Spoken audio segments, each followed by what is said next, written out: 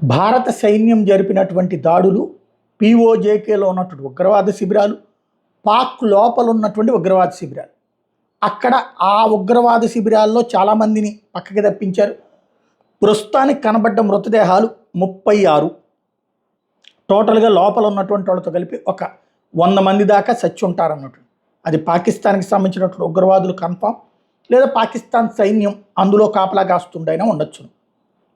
ఏ surgical strikes చేస్తామని నేను అది వాళ్ళని మనం చంపింది ఉగ్రవాదులు, పాకిస్తాన్కి సంబంధించిన తీవ్రవాద స్థావరాల మీదనే దాడి చేశాం.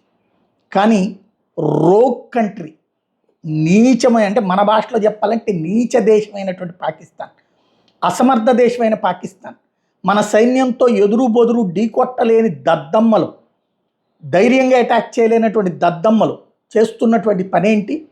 క్రిందటిసారి పహల్గామ్లో సాధారణ ప్రజల్ని చంపారు, లేకపోతే తీవ్రవాదుల ద్వారా సాధారణ ప్రజల మీద ప్రాణాలు తీస్తూ ఉంటారు. ఇప్పుడు ఆ దరిద్రులు తెల్లవారుజాము నుండి భారతదేశానికి సంబంధించిన సరిహద్దుల్లో ఉన్నటువంటి గ్రామాల మీద దాడులు చేస్తున్నారు. సాధారణ ప్రజలకి సంబంధించినటువంటి ఇళ్ల మీద దాడులు చేస్తున్నారు. ఏది అట్టించి కాల్పులు జరుపుతున్నారు, మోటార్లతో వాటితో కాల్పులు జరుపుతున్నారు. ఆ కాల్పుల కారణంగా 3 భారతదేశం మన సరిహద్దుల్లో ఉన్నటువంటి వాళ్ళు ప్రజలు ప్రాణాలు కోల్పోయారు.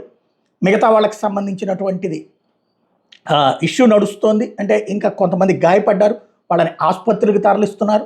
అదే సమయంలో భారతదేశం రిటాలియేషన్ అటాక్ ఇస్తుంది, కానీ మనం వాళ్ళ ప్రజల ప్రాణాలు తీయట్లేదు, కేవలం సైన్యం మీదనే దాడులు చేస్తున్నాం.